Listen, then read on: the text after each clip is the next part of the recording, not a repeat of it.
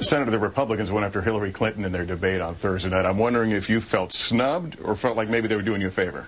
Well, you know, they go back and forth, but I think they like to go after Hillary, partly because they're very comfortable with that fight, a fight they've been having since the 90s.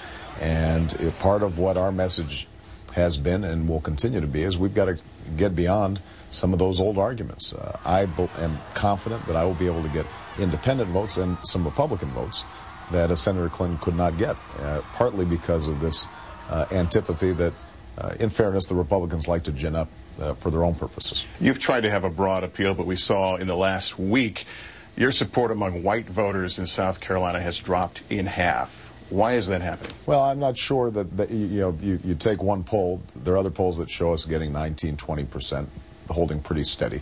But, you know, if you look at this campaign, we've won in Iowa, which is 94% white. We practically tied in New Hampshire with the same ratios. We've won in some of the most diverse states and some of the least diverse states. And in Nevada, for example, where I really racked up my big lead was in rural, conservative northern Nevada. But this is South Carolina, his history of racial segregation, and we're seeing it here on the heels of the talk of Martin Luther King's legacy. Yeah, my sense is partly is, you know, the media has focused a lot on race. You know, that has been a national obsession of ours for a long time.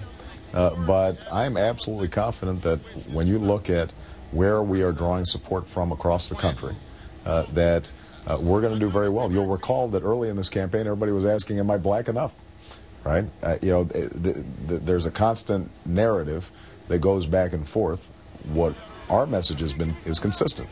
I'm not running as a black or a white candidate or a red state or a blue state candidate. I'm running as a candidate to be president of the United States of America, and that's where I think the vast majority of Americans are looking for.